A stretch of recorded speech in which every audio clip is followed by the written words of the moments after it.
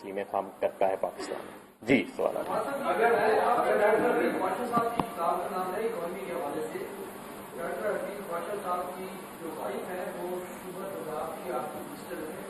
نون league کے minister.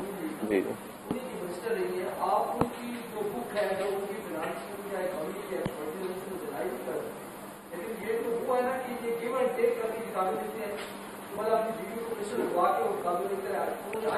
Doctor ایک میری بات سن رہے. ڈاکٹر حفیظ پاشا جو ہیں وہ ہم پہ بھی بڑی تنقید کرتے ہیں, ہمارے خلاف بھی ان پہ بڑے سخت آرٹیکلز آتے ہیں آج کل, اور لیکن اس بات سے تو کوئی ڈینائی نہیں نہ کر سکتا کہ وہ پاکستان کے ایک بڑے قابل احترام اکانومسٹ ہیں.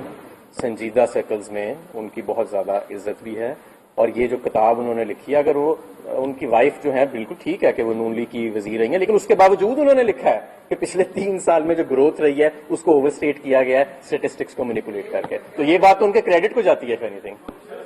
ہاں جی مہتاب صاحب.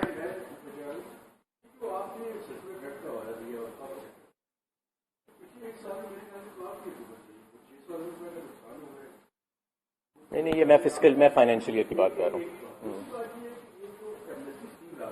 جی جی.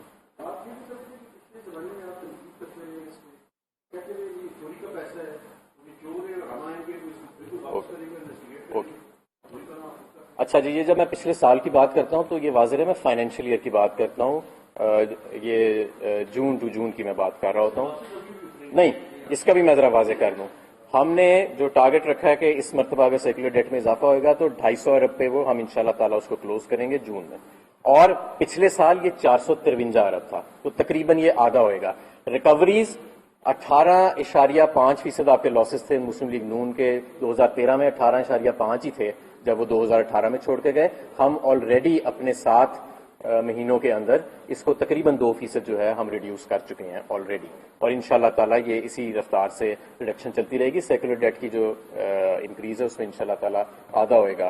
دوسرا آپ کا جو سوال تھا ایمنسٹی کے حوالے سے, ابھی اس میں کوئی حتمی فیصلہ تو نہیں ہوا, لیکن میں یہ ضرور کہنا چاہوں گا کہ ہمیں, کیونکہ اب ہمارے پاس وہ ڈیٹا موجود ہے اور آف شور ڈیٹا بھی ہمارے پاس آ گیا ہے کہ جس کی بنیاد کے اوپر, اور ہم ایک میکنزم آن گراؤنڈ بنا رہے ہیں FBR میں, جس کی بنیاد پہ ہم اگلے 1-2 ماہ میں ہم ایک اگریسو ٹیکس براڈننگ اسکیم جو ہے وہ شروع کرنے لگے ہیں.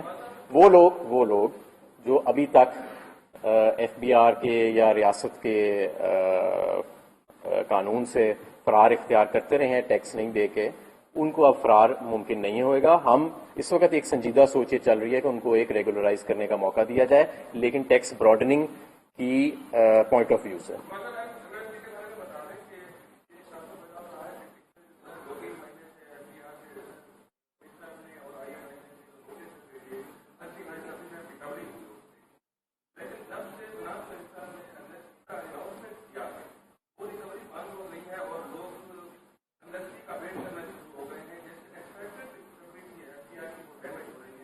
نہیں, جو ہم نے ریٹس کو اور یا اپنے کارروائیوں کو روکا تھا وہ اس کی وجہ یہ تھی کہ 31 مارچ تک ہم نے ڈیٹ ایکسٹینڈ کی تھی, تو ہم لوگوں کو وقت دینا چاہ رہے تھے. ہماری ابھی بھی جو مہم ہے وہ چل رہی ہے, لیکن ہم ابھی فی الحال کیونکہ نئے بجٹ کی بھی پریپریشن کر رہے ہیں, اور ہم زیادہ اس وقت جو فوکس ہے وہ نوٹسز پہ دیا ہوا ہے. انلیس کہ ہمیں کوئی اسپیسیفک انفارمیشن ہوئے تو وہاں پہ ہم ریٹ ضرور کرتے ہیں. جی ابھی میں نے پوری تقریر اس پہ کی ہے.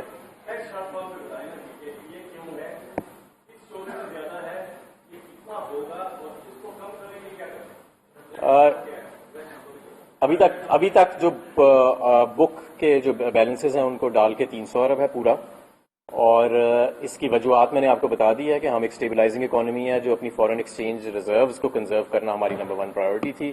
پیٹرولیم پروڈکٹس جو سٹے ہے آپ کا پری پیڈ موبائل ٹیلی کمیونیکیشنز کے اوپر, وہ جو پچھلی حکومت نے ٹیکس سلیبس کے اندر چینجز کی تھیں, منیمم لمٹس کو بڑھائی تھیں, وہ, اور ہمارا جو امپورٹ کمپریشن ہے, ہمیں اب ریونیو میں وہ گروتھ نہیں مل رہی. ڈی ویلیویشن نے کچھ حد تک سیٹ آف تو کیا تھا, لیکن جو لیٹسٹ ڈیٹا یہ شو کر رہا ہے کہ جو سیلز ٹیکس اور دوسرے جو ایڈیشنل ٹیکسز ہوتے ہیں ایٹ امپورٹ اسٹیج, وہ اب ہمیں اس رفتار سے نہیں مل رہے, ان کے اندر گروتھ نہیں مل رہی جس رفتار سے پچھلے سال مل رہی تھی.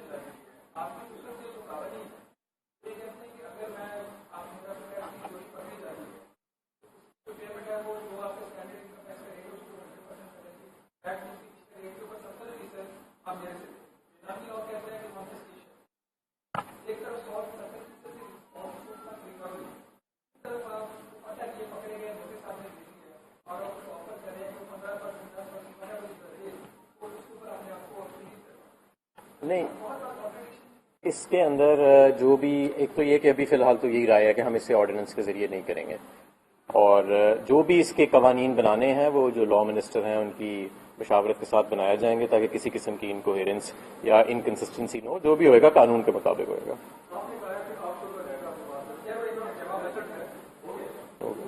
دوسرا کیا تھا؟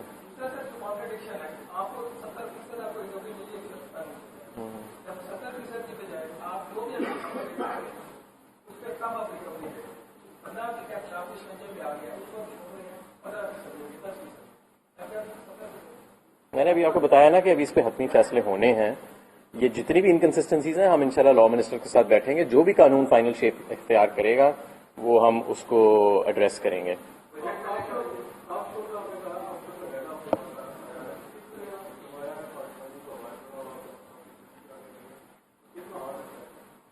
جو ابھی تک ہمارے پاس 29 ممالک سے ڈیٹا آیا ہے، 1,52,000 اکاؤنٹس ہیں، اس میں $11 ارب کی رقم ہے جو باہر پڑی ہوئی ہے. اس میں سے ایک حصہ 40% یا 50% کے قریب وہ ہے جو ڈکلیئرڈ ہے ٹیکسز میں یا کسی ایمنسٹی میں ڈکلیئرڈ تھا. باقی جو نظر آ رہا ہے کہ وہ انڈکلیئرڈ ہے. کچھ اس کے اندر مائنر اکاؤنٹس ہیں جو چھوٹے چھوٹے بیلنسز ہوتے ہیں.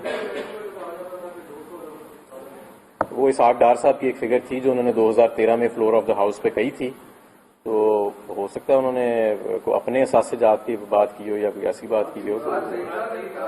تو مراد سعید نے اس وقت کے وزیر خزانہ کو کیا کا ڈیٹا لیا تھا؟ اگر اس وقت کے اچھا، ویسے میرا ذاتی طور پہ خیال ہے کہ مراد سعید صاحب کو اس وقت کے وزیر خزانہ کا ڈیٹا نہیں لینا چاہیے تھا، کیونکہ ورلڈ بینک نے تو جرمانہ کیا ہوا تھا اس کو غلط ڈیٹا دینے کے اوپر. تو ان کو تو ڈیٹا بالکل نہیں لینا چاہیے تھا، اس کے ڈیٹا پہ ریلائی نہیں کرنا چاہیے تھا. مراد سعید شاید اسحاق ڈار کو اسی طرح نہیں جانتے تھے، اس لیے ان کے ڈیٹا پہ انہوں نے یقین کر لیا.